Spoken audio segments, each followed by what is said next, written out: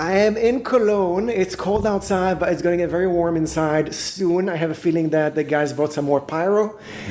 Adam of Killswitch Engage had a very busy year, just wrapped up a UK tour, took some time off, and then came back here celebrating this consequence. It was released in February. Mm-hmm. The last time we spoke was just before you took over Bloodstock, but now it's all about you guys. I think it's one of the biggest headliners that you've had in the whole continent.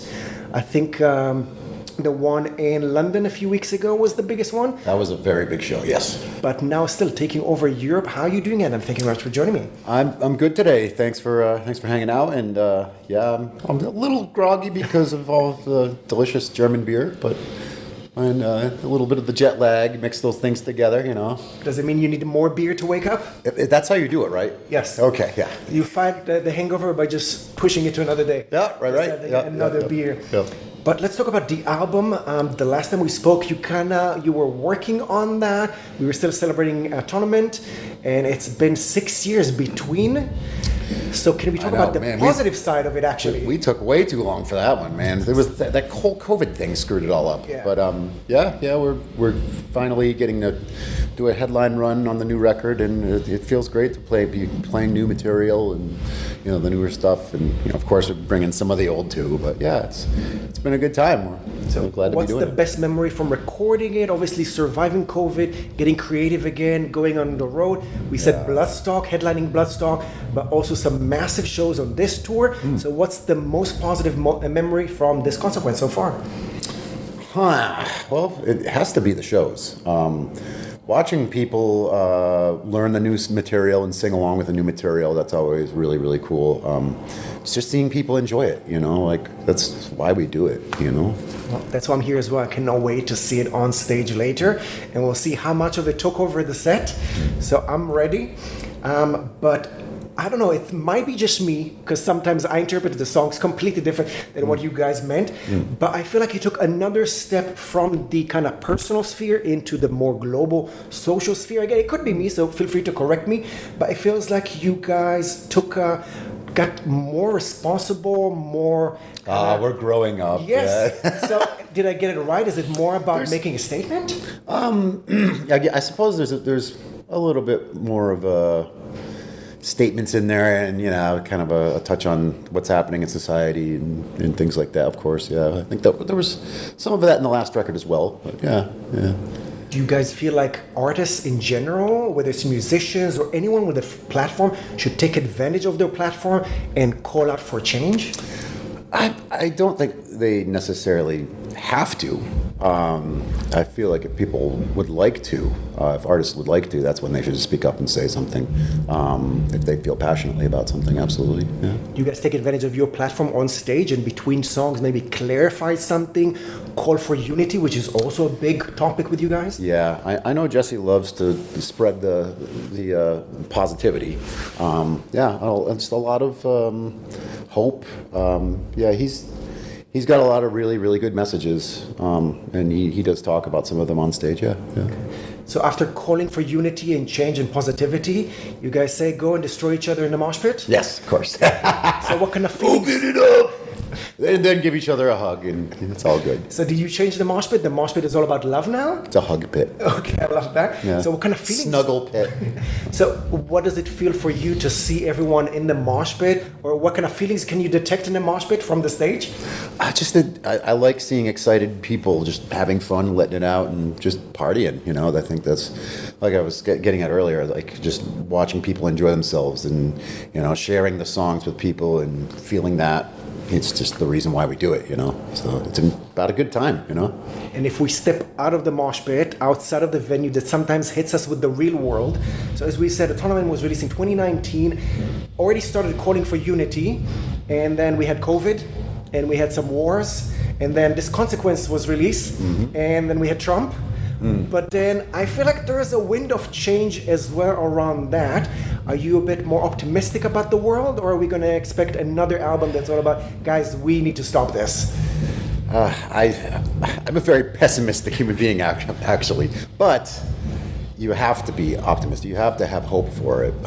You can't just give up. If you do, then what kind of what kind of mindset is that? You really have to hope for better. You have to, because that's all you can do. And if you do that, maybe you can cultivate it and have other people come together, hope together, and work together. So how often do you listen to the song I Believe? That is all about the undying hope, your own song. I do not like to listen to our own material. I do not. So maybe you should. Yeah, right. And just be more optimistic. On those really bad days. Yeah. But do you feel like maybe governments or leaders should be more responsible and take care of musicians, of artists, and our mental health as well? Well, it's not necessarily. I think it's up to yourself no one can, save you except yourself, and it's easier said than done. But you really do have to look out for yourself, and you have to prioritize for yourself. That's something a lot of people don't do. Like I didn't do that for a while. Putting yourself first sometimes is very important. I think it's also something that came up in our previous conversation about being our worst enemy. Yes. And we're not so nice to ourselves. So what's your new tip to be nicer to ourselves?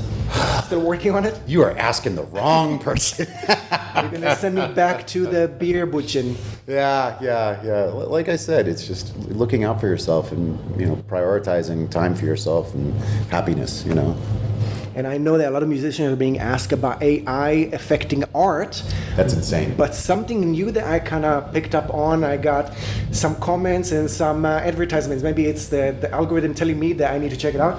But AI partners. Have you heard about that? AI partners? Yes. Because people refer to AI for therapy. Yeah. But now the next step is AI partners. Have you seen that? For like a relationship. Yeah, a bit like that film with Joaquin Phoenix. Yeah. That's crazy. I feel like that's the solution, or is that another part of the problem? I think the world is going mad. I think the world. I like people. Okay. I like people. So that's just me, Okay. Have you watched that film with Joaquin Phoenix? I have not. I think it's called Her, and there's another film with Ryan Gosling called Lars and the Real Girl about dating a mannequin. So they don't agree with you about humans. Yeah. I think that's strange, but yeah. But do you feel like that's a solution? Because when the internet came out, people said that on one hand it's distancing us, on the other hand it's creating that kind of, imagined communities. Right. So connecting us with the people that are like us. So some people that either cannot do it or prefer to. So it gives them something. Right. So are you on that spectrum or just no? No. I accept that. But talking about mental health, something that the band started doing, we just mentioned that there was this tour in the UK a few weeks ago. And even though it's so close to Europe, you took a few weeks off, went back home, recharged. We already mentioned that it's not financially wise, Yes. but you guys needed it. So I'm guessing it's something that a lot of bands talked about during Corona, that we need to do it differently once the gates are open. So is that a discussion that was taken? Yeah. It's just, it's kind of hard on us to be away from home for so long, tours that are over 5-6 weeks. It beats you up, and you really, really miss the people that you love. And, it's really good for your head to get away from it just for a little bit, you know what I mean? So that's why we decided to split up the tour in 2 legs, yeah. So do we need to promote another discussion in the industry to just make it easier for bands to take care of themselves? Because as you said, on one hand, Right. It's not financially wise. On the other hand, we have to do it so the band can continue touring. Right. Every band is different, just like every person is different. So I know some bands that love to just trek through and play as many shows as possible, Now that Did they say that they love it or that they have to? Well, a lot of them do say they have to, too, as well, for the financial reasons, obviously, because touring is very expensive. It's just, for us personally, now that we're getting older, it's just to have that break, it really is. Classic. Yeah, I guess, yeah. It's just good for our heads. It's really, really good for our heads. Okay. Well, hopefully we'll find a solution that you can, on one hand, be mental healthy and energized and drink beer, Yeah. but also not leave everything on the road because everything costs so much. Yeah. So hopefully we'll find that solution one day. Maybe some organizations around us or governments can help us fix that. But something we could maybe fix is our scene around us, talking about diversity, talking about safety.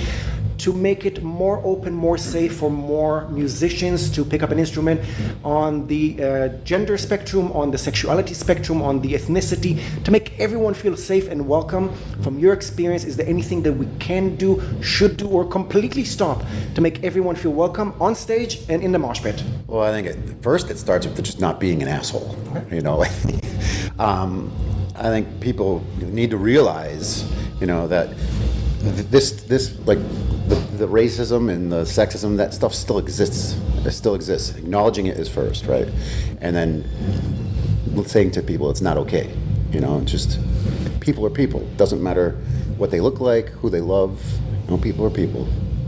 That's it. It's that simple, you know. That's what I think. That's a start. So thank you very much for making a stand and making our scene a bit safer and more welcoming for more people. Let's talk about the future. It's something that we touched on last time, and you didn't have a lot of answers. Hopefully now you might have more answers. You've been very busy, I think, this year, from touring, but also meeting an old friend. Yeah, a lot of touring. So the last time we talked about Howard Jones and the plans. We didn't have a name, and now I heard that it's almost ready. So it's shored up. It's all ready to go. So it's called the Burn Eternal. Burn Eternal, yep. When can we expect something coming out? Well, I would hope sometime next year. Is it just you two, or is it a band or a duo? It's just the two of us, yeah. Okay, can we expect more along the lines of Killswitch or more along the lines of Lady Gaga? I do love Lady Gaga, but it sounds a bit like Killswitch, obviously, because I'm a songwriter for Killswitch. So, it sounds like me and Howard. So when is something coming out? Are you going to tour with that as well, or just a studio project? There's still no release date, but it's done. It's done. Okay. So, are you just waiting for the snow so you can make some angry pictures, promo pictures? Yes, exactly. We'll build a snowman and fight him. No, we're still in the midst of talking with some record labels as well. So obviously that needs to be shored up as well. So, yeah. So. Okay. So 2025, 2026. It's in the process, though. It's in the process. Yep. Okay. We'll keep on waiting. Yep. Anything else you want to share with fans out there before we say goodbye? You have a few more dates around Europe. Can we expect you to come back to Europe for festival season? Not this season, but maybe the year after. You know, we've got some other tours lining up for next year. So, but we'll be back. You know, we'll be back. Okay. We'll keep on coming back with you as well. Yeah. So, Adam, it's been a pleasure. Anything else you want to say to fans out there before we say goodbye? Of course, just a thank you. Thank you to everybody. You know, I say this on stage every night. We're nothing without you guys. We can't do this without people listening to our music and supporting us. So, thank you. Thank you very much for letting us in. As we said, The Consequence is out now. Killswitch engaged with the biggest shows they've done in Europe, and we are invited. So thank you much for your time. Thank you. Appreciate you.